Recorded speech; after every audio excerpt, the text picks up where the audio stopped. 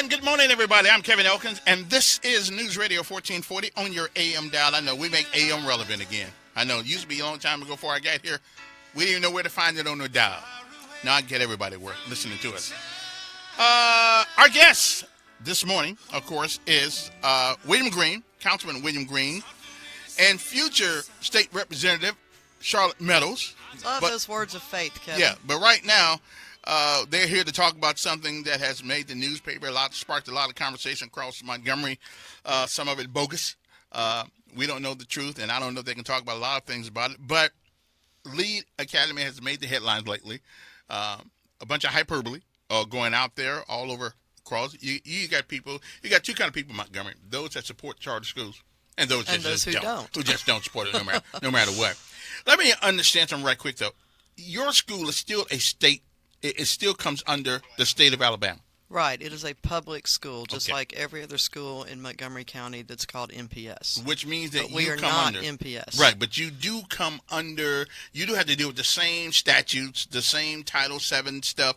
Yes. So if some child... Anything that has to do with safety and health in the building or of the children, we fall under those same statutes. So you have to go by the diagnoses or the special needs requirements. Special ed requirements, we like have any to other follow school. those. Correct. Okay. I've heard some of the things that have been said. One thing that was said is that you got 70 kids with no teacher or something like with one teacher. That is absolutely false. The quote was that we had 70 kids crammed into a classroom. Right. We do, as does many other public schools around the state, have one class period at PE with the coach who is outside with the kids that has 3 classrooms, which would probably be around 70 kids, 65 to 72 probably, on any given day. In that class period, which is 25 minutes, there is a teacher aide that goes outside with that class to make sure that there's enough adults to keep an eye on the kids. I mean, they have structured activities Monday through Thursday, and on Friday I happen to know that they have free play. So they do have, activities outside where they're doing PE. I couldn't tell you exactly what it does. I know they have balls out there and hula hoops and things like that. But but that is the only class that could be making reference to. Okay. I mean, the classrooms, the largest class size we have is 26 kids in a classroom, and that's in either 4th or 5th grade. Okay. Then it's been said that you guys are actively involved in the day-to-day operations of the school. Any truth to that? So Mr. Green has been there a couple times, but I've been there probably 75% of the days since school opened for some portion of the day. Is there something wrong with that? I mean, I don't find anything wrong with it. So let me describe my activities. Frequently early on, particularly, I would be in the carpool line in the morning, opening the doors for the kids, helping them get out, get their book bag, yada, yada, yada, and telling them good morning, speaking to the parents. Nothing wrong with that. That's something any volunteer can do, and I love the kids, and so I'm happy to be there and greet them in the morning. I'm frequently in the lunchroom during the lunchtime. I was helping in the carpool line in the afternoon until it just became so frustrating I thought I can't do this anymore. I have been there specifically to help us work with getting a substitute nurse because our nurse was out a couple days, and so I have nursing friends and have done that several times. I've been in the building a lot to make sure that the materials that are ordered have been received and put in a place that we can find them because it's a new school, and so early on we had things that have been ordered being put all over the place. And so this last couple of weeks we've been trying to corral all the supplies into one place so we can see what we have so we don't continue ordering more than what we need. We also ordered a big order of supplies and some of those actually returned. So those are the types of things that I've been doing in the school. I also spend a good bit of time walking around the school, picking up pieces of trash, visiting with children in the hallways, and giving tours to people who show up. I mean, every day we have somebody that just walks in, wants to see the school. I'm usually sitting around the office area if I'm there, if I'm not walking the school, and I say, sure, I'm happy. We've had several parents that have signed up their students in the last couple of weeks. I give school tours. And in that mode, I walk into classrooms, speak to a teacher, introduce them to different people. If it's somebody of what you might call notoriety, then I definitely introduce those people to our teachers. There has been a lot made of the management of the school, the management organization of the school. I can't even pronounce the name. It's called Unity School Services. Right. And that's the management group. The management group. And that we've hired. There has been Josh Moon put in the newspaper something about he was Josh known Moon as, did not put something in a newspaper because he doesn't have that venue. He has a blog. A blog, yes, yeah, exactly. Where the person has been designated as some sort of terrorist or something like that. What's that all about? I mean, I'm not even going to get into saying anything about a terrorist organization. Mr. Trim is the head of the Unity School Services. He's started 55 to 60 schools in Texas over the last 30 years. They have been very successful. The demographics of those schools are very similar to Montgomery in terms of student poverty, race, that type of thing. He was born in Turkey and moved here about 30 years ago, like I said, in order to support his brother's family because his brother had some health problems and ended up dying. So he has been in the country ever since then. I don't know how much you understand about the country of Turkey. Flew through there one time. That was about it. Okay, so they have a dictator-type government structure. The government has declared him a terrorist, which means he cannot come back to Turkey. So that tells me that the enemy of my enemy is my friend. He is not able to leave the United States because he believes in a free Turkey, and he believes in a Turkey that will work with the United States. The current Turkish government does not. Now, has he been to Montgomery? He's here nearly every day. He's here just about every day. Oh. I mean, he lives in. I mean, his home is in Houston, Texas, but he's been in and out of Montgomery for the last two and a half years, since October of 2007. So about 2 years now, and for the last since June, he's probably been here 3 days out of every week. 3 days, Monday through Friday. Now, I did hear something yesterday. And he also has other staff. So right. when people say that we're paying him this much money, we're paying his company, and his company is doing certain things for the school as the management organization. And so I did it's hear not just a him. figure of $30,000 a month. That is a contractual amount that we, which is a pretty typical percent based on the number of students we have, which of course is what dictates what the State Department sends to the school. We actually negotiated and contracted with him for a lesser amount than he typically charges. And but what is he doing for that kind of money? I mean, that's a lot. He is our central office staff, so they do the HR, they do the payroll, they do the accounts payables. He's supposed to be working on the child nutrition program, the federal programs. I mean, anybody who's in education knows what a central office does, and he and his staff are our central office. Okay, so that money goes to Unity School Services to pay him for he and his staff to do the work that they are doing for the school. So it's like one of those places that say, hey, you hired employees, but we'll take care of the paperwork and all that stuff. Right. Yeah, think about ADP that does HR payroll type stuff, so basically we contract out with them to handle that type of information. Also, you can also outsource accounts payable, accounts receivable, but they do have people on site. So that's what they do. And then I guess our principal, other administrators, and teachers, they handle the other administrative type tasks. As, like, in case you might say customer facing type things where, parents come in and they have to work with them. Okay.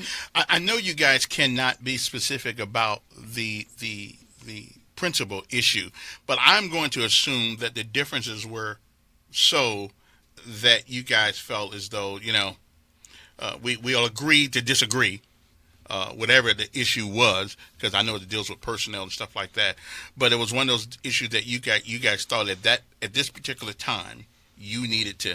We felt like in the interest of our children in the building and our faculty in the building and the parents of our kids that we had to make a change in order to be successful by the end of this school year. Now, so someone asked, that was a decision that the board made, and let me just interject right here. If there was anything that the principal knew that we were not following in terms of safety and health regulations, then as the principal, it was her responsibility to bring that to the board, and I never heard her say anything about that. So that item that is in the press release from the AEA, was completely news to me when I saw it last night. Mm-hmm. That had absolutely 100% nothing to do with the reason we made to make a change, the reason we felt like we needed to make a change. Also, all our minutes are public information. They can go out and look at it. And at no time was that ever mentioned or brought up. In other words, the implication is that she was actually putting forth that information, and we were not actually accepting that. So the minutes are public. You can go out there and see that none of those things ever came up, nor were there, any talk of, hey, you're violating this law or you're violating this, and then we're saying no. We're above the law, and I think I seen one thing that says that we're a charter school. We don't have to follow the law. So those things are public. It's open to the public to see. The minutes are out there, and you can go out there and look at that. So nothing like that was brought up. As a matter of fact, you might see that we were asking, where is this, where are we on this, and trying to push to get things done. Okay. We'll be back. Charlotte Meadows and Mr. William Green. Yeah, you can ask your questions when we come back. 860-1440 is the numbers. We'll be back. Oh, I miss you, you know. And I've been keeping all the letters that I wrote to you. Your WSFA First Alert weather forecast on News Radio 1440. Upper 90s continue for your Wednesday, Thursday, and Friday. Okay, we are back. Hey, don't forget our show's been brought to you in part by Precision Body and Paint, 277-2080, located on... Don't do that.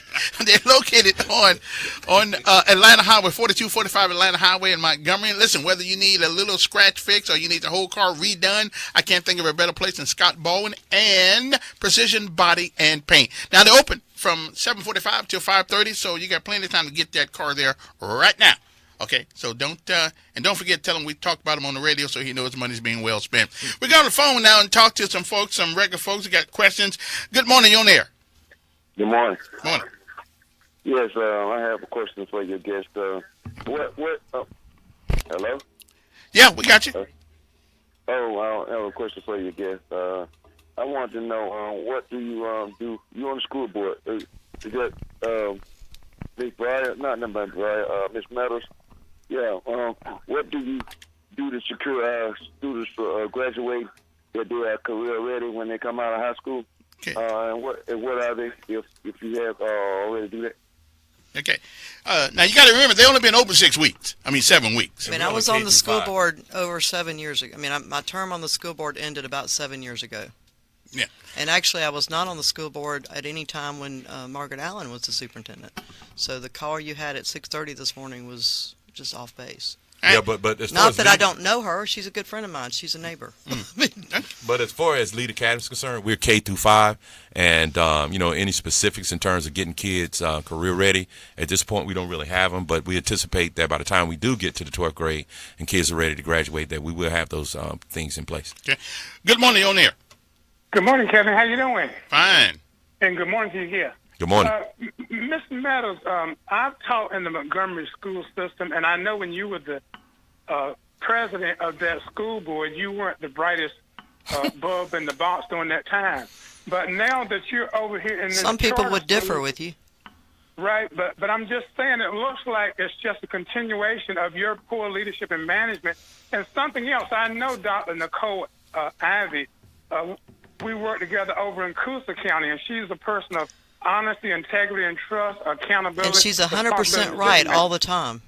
Right. But all I want to say to you, Ms. Meadows, is that it seems like your poor leadership and management has now gone to that charter school. Okay. Is there a question here or just critique? All right. See you later. Okay. Ask the question, folks. I don't need your personal, your personal philosophies. Ask the question. Good morning. Good morning, Charlotte and William. How you doing today? Good morning, sir. Got a question for you. Charter schools are public schools. Right.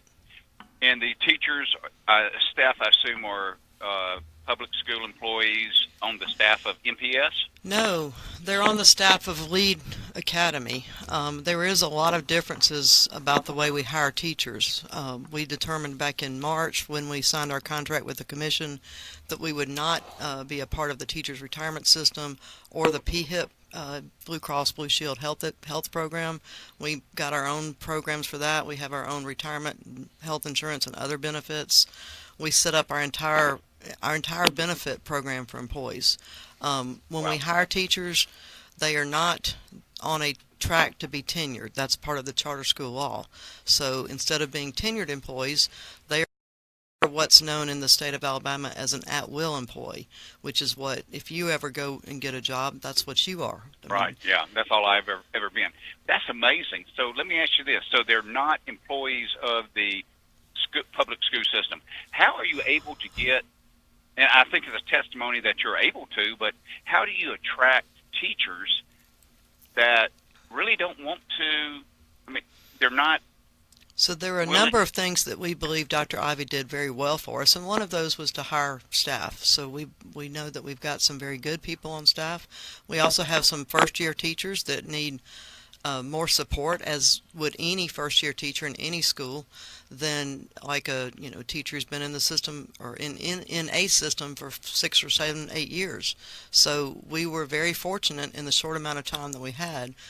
We started hiring in literally probably June and completed our hiring literally the week before teachers started working. So the wonderful we thing had is about when you 6 get weeks to hire the staff that we did. And another good thing, I used to hire very young adults. When you get somebody and that's their first job, Right. you actually get to teach them and train them, and they don't have to forget the old bad ways that they learned in previous jobs. That's true. And we actually And have, you get I to know we've sculpt got them, one actually. brand new teacher. I mean, this is her first year of teaching, and from what I've heard, she's doing an outstanding job. Now, does she know everything she'll know at the end of the school year? Certainly not. And I'm sure that she has many challenging days, but I mean, we have teachers in the building, and we have actually have two assistant principals in the building, one over discipline and one over curriculum, and it is their job to be in the classrooms every day helping the teachers with discipline or with curriculum or with teaching if that's what they need. So we have a much higher staff ratio than most schools with 350 children. Yep. Good morning, caller. You're on there with Charlotte Mills and William Green. Yes, I would like to ask, where did you get the principal from that you had to let go? And did you check her previous references before you hired her? Yes, ma'am, we did. Her most recent job was at Park Crossing. We were aware that she most likely did not appear to be coming back to Park Crossing, but if you remember back in the spring, MPS, and that is a high school here in Montgomery, MPS was going through a RIF, a reduction in force, and it was very likely at the time that that was the result of why she was leaving. She did have some good attributes that we've heard about, but particularly, like I just mentioned, in hiring people quickly. So that's one of the things that we're very grateful to Dr. Ivy for having started us with a good staff. And, we will probably be losing some teachers in the next several weeks. And people that are not wanting to stay with us, we're happy to, say thank you for your service. There's nobody that we're not going to make people stay with us if they don't want to buy into the vision of Lead Academy. My thing is, they have to do the job that you hired them to do. You cannot go into a school and sit up in an office and sort of dictate your work to other people that are under you, and all you do is sit in the office and you're not communicating. You don't know if they're doing their job or what. Thank you. Okay. Appreciate it. Good morning. You're on the air. Hey, good morning, Kevin. Morning. Good morning, Miss Charlotte. Good morning. Is this Remember AJ? when you first started? Remember when you and Green and Miss Laura started this venture? Yes. Remember what I told you? Green, about those haters? Haters are Let going me to tell you something. Misery loves company. They figure if we can't destroy 28,000 students in the last 10 years, why should we let Lead Academy succeed? We want them to fail just like us. And see, that's the crap you're hearing right now today. okay? And they're going to keep at you, all right? I'm just letting you know, they're going to keep at it because misery loves company. Miss Charlotte, don't get timid with these haters that's calling you, okay? I'm not. That's why I'm here today. Don't let them intimidate you, because you had 1-2 calls ago. This nutcase calls every day, and I'll call him that to his face. And he's the first black supremacist I've ever seen in my life. Donald Jenkins got it right on him. He is a black supremacist, and you are the first Caucasian sister that I've ever seen him badmouth. So that's the first, Glenn Henry. That's true. That's a star in my cap. See, you and Green can't talk to this because you politicians. But see, I'm a regular citizen. I can talk to him. And Kevin knows, and most of your audience knows, there's something wrong with him mentally. He's talking like you're not the sharpest pencil in the box. There's something mentally wrong with him. Hell, he ain't even a crayon. Let me tell you something. If you look up the dictionary, look, this is a black man who is a black man in Christ. Talking about me. But if you look in the dictionary up under the word massa, Glenn Henry's picture's there. All right? Anyway, gotta take a break. We gotta take a break. We'll come right back. Don't forget, also show will be brought to you in part by Mr. Chris Stallworth of State Farm Insurance. So if you need some insurance for your car or you need some insurance for your school, call Chris 277-9789. Just in case y'all not satisfied with your insurance coming up just right now. So he's waiting to talk to you. We'll be back after this. Through the fire, to the limit, to the wall, for a chance to be with you. Your WSFA First Alert weather forecast on News Radio 1440. Upper 90s can. You know the name, The Rick and Bubba Show. Join Rick Burgess and Bill Bubba Bussey every weekday beginning at 9 a.m. on News Radio 1440. Depend on it. Would invite us to begin the day. And we're back. And also, don't forget Sweet Creek Farmers Market, which is located out there on Troy Highway. But to the folks who are unwashed, it means US 231 in Montgomery, 2 miles from Taylor Road. So if you want to, and they got a what do you call it, a festivity?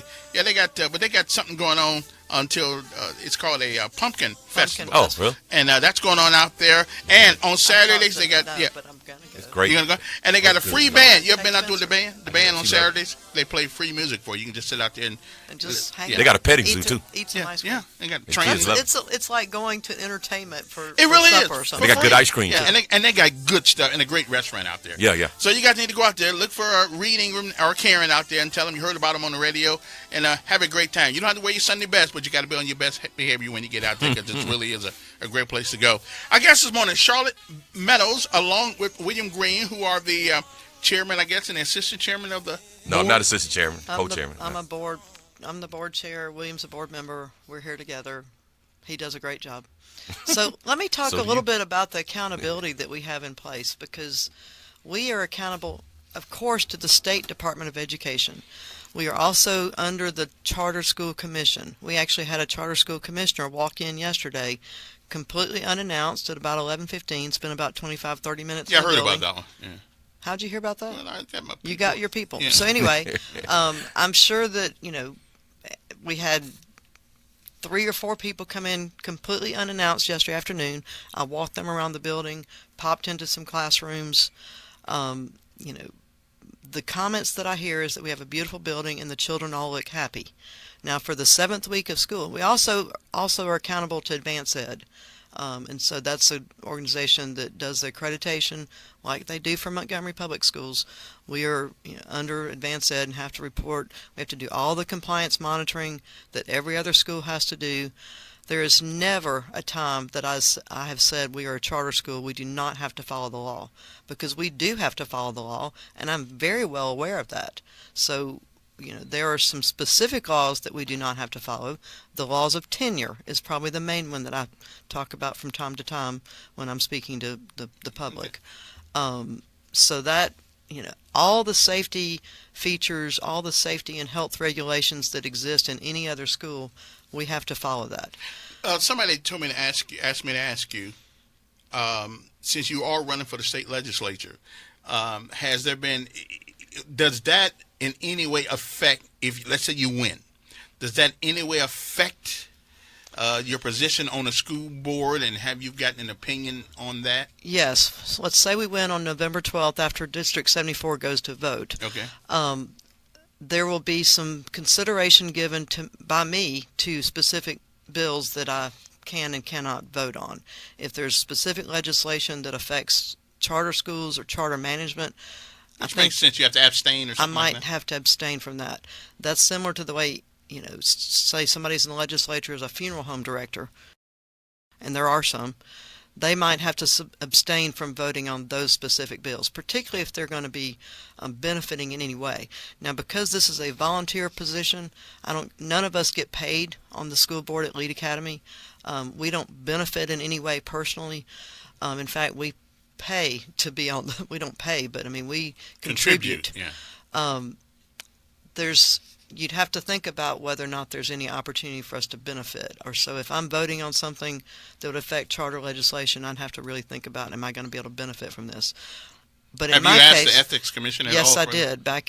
Actually before I announced that Okay. I was running, I asked them for an opinion, which I got back after I'd announced I was running, but pretty timely actually from the Ethics.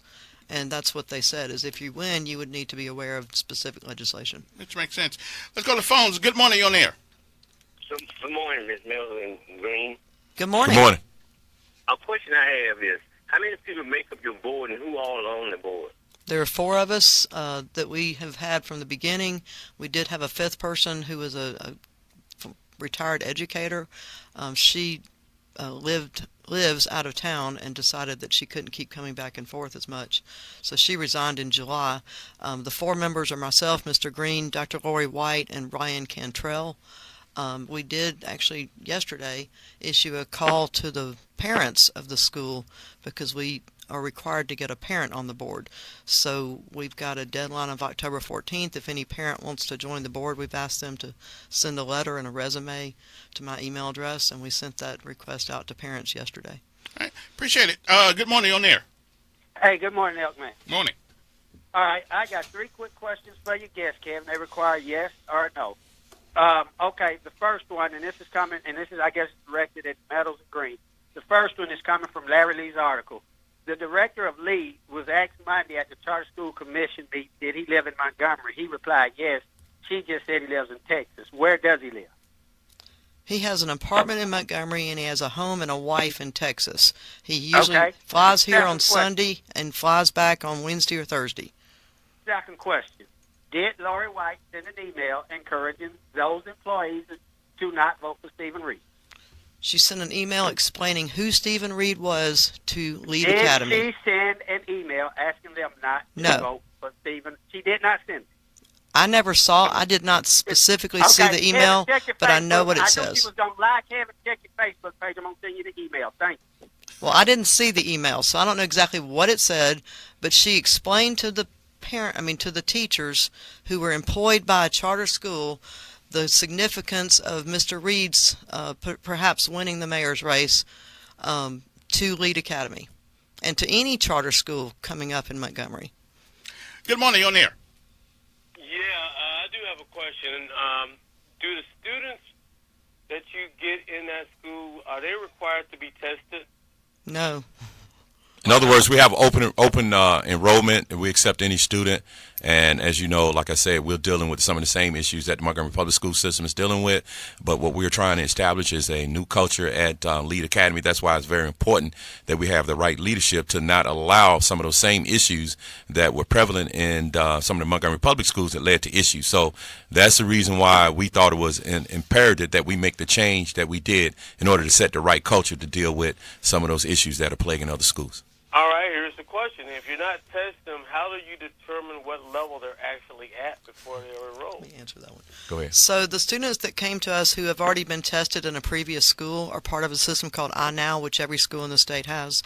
We have their testing from last year, and we are testing them actually starting this week in what's called a benchmark testing. That lets us know where they're starting out at, and then we will obviously test again throughout the year. and again at the end of the year to see how much they've grown.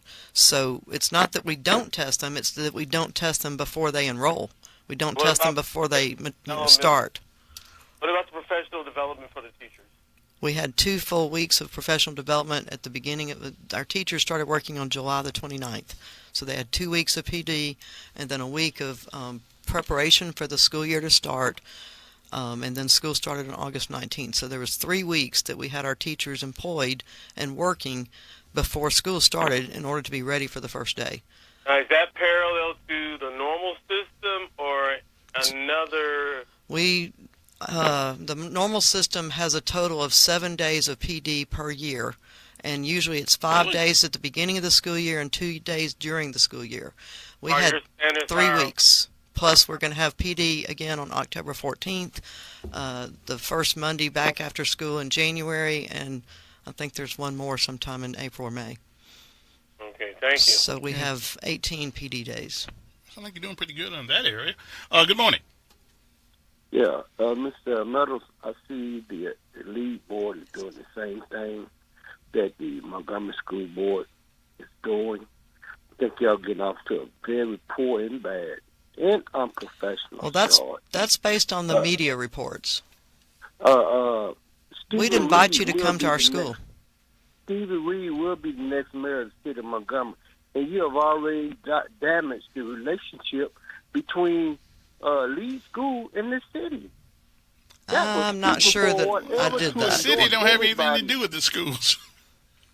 Look, first of all, I understand. I see your position on it, and like I said, as far as those things that were sent out, it is actually, I guess the relationship is the truth. And in terms of, and once again, I didn't see the email. The way I found out about it was, through a third party. But nevertheless, though, look, let me explain. AAR is the people that sued us frivolously, in my opinion, that helped hurt us from starting as late as we did. Also, right now, they're working. They were at the meeting Monday. They're actually working with the principal. The AEA is doing everything that they can to try to stop us. So to sit up here and say the AEA is not our enemy and they're the enemy of charter schools, that is a fact. They don't have clean hands. What I'm saying is that's a statement of fact. Now, if the AEA is supporting Reed, I do not know for sure. But if they are, then those are simple statements of fact. And so it's not something that we as city councilmen, I understand you have to work with everybody. And I'm looking forward to working with whoever the mayor is of the city of Montgomery. But I can understand those things. If they were not true, then, we can deal with that. But nevertheless, the AEA is our sworn enemy, and they're doing everything. And I would like another statement. The AEA is more concerned about what's going on in the charter school of Lee that's been open for 6 weeks. And I swear, in all the years and decades that everyone's been complaining about Montgomery Public School, I haven't heard one word about what AEA is trying to do to try to fix the Montgomery Public School. So what I'm saying, instead of being concerned about 352 students, they need to be concerned about the tens of thousands under which they have a lot of control. Go up in those schools. I've heard some worse things than the lies that they have said about us, but nevertheless, I don't see any lawsuit or any public statements by AEA. So that lets you know that AEA has an ulterior motive, which they're not concerned about the kids. They're only concerned about the possibility that they may lose money. So I would like to hear from the AEA, what are they doing to try to help the Montgomery Public School system to make them better instead of going around here trying to make lies up about Lead Academy. But that's just my opinion. And let me add this. As long as the AEA is out there, they have always been interested in what's the best interest of the adults in the building. School choice gives children and families an option. Nobody is forced to come to charter school. It's a choice they make. When parents come to our school, we are putting the children's needs first. We have the same discipline problems. We are dealing with those one-on-one every day. We are not trying to hide anything from the public. We've had 36 kids suspended thus far this year in the first 6 weeks. Good, I like that. For multiple reasons. Good, I like that. We have not had any kind of sexual problem at the building at all. 100% false. Yeah. And any adult who puts that out there and who claims to have seen it happening has a moral responsibility to report it to the school so that it can be dealt with appropriately. We take that very seriously. We are here to protect the children in our building, and we will not let it stand if something's going on like that on our campus. And one other thing, we started Lead Academy because we believe that education needed help here in the city of Montgomery. No one is not expendable, and that includes me. I'm sure Charolett. All of us would step aside because the primary objective are the kids and the parents at Lead Academy. We're here to try to make Montgomery education better. And I assure you, unless we had a really valid reasons which we did, we would not have brought this kind of scrutiny on ourselves at this time, at least 6 weeks into it, unless we felt it was imperative for the success of Lead Academy and bringing the best education to those parents and those students. So I'm saying this, we're not here trying to protect ourselves. That was not the motivation behind it. It was not a personal thing. We could have dealt with that. But if we felt that education or Lead Academy was going in the right direction under the current leadership, we would have stuck with it no matter how bad it would have been. I think we would. I'm a former Marine. Some person could have gone off on me every day. As long as they're doing a great job, I'm okay with it. So I just want people to understand we would not have risked this kind of scrutiny unless we had a valid reason. Okay, let me take some more calls and we can give you the last word. Good morning, on air. Good morning, Kevin. How are you doing this morning? Fine, fine. Yeah, Kevin, here's my question. Was that information that was in that article, was that correct? No. Because I read the article yesterday. They were saying something like Charlotte's spending an excessive amount of time, and she's interfering as a board member, that there was a nurse that's also a board member that's working there. Is that stuff true or is that a myth? Most everything there is false. We do have a school nurse. She was out sick with the flu this week. We made several attempts to find a contract nurse to come in, or a substitute nurse, which we have a list for. But on Monday morning, when we couldn't find a nurse, Dr. White, who's an internist here in Montgomery and a board member, volunteered to be in the school office that day and take care of children who needed taken care of. She did an excellent job. We had one child who, cut a finger, and she took care of it. There's no, we're not allowed to do certain things even in the school nurse's office. So let me ask you a question. If you are on the board, does that mean legally you can't do anything in the school? No. I've never seen that, never heard that. I mean, we can be there as volunteers doing whatever is needed, as can anybody else in the community, and we encourage community volunteers. Okay. We demand parent volunteers. Yeah. Good morning, you're on air. You're it. Hey, just from the macro perspective beyond LEAD, we know that nationwide the teacher unions have always been in the back pocket of the Democratic Party, and they've always opposed what we're doing here. And I think it's just wonderful what you're doing. I think it's a wonderful thing for Montgomery. It's about time we've tried to do something differently than just fail year after year. So I think this is a blessing, and Semper Fi. That's all I got to say. Oh, Semper Fi. That's a Marine, a real Marine. Y'all get the last word here. What is it that you need people to know? You got about a minute. I want to start by saying, if this was easy, anybody could do it.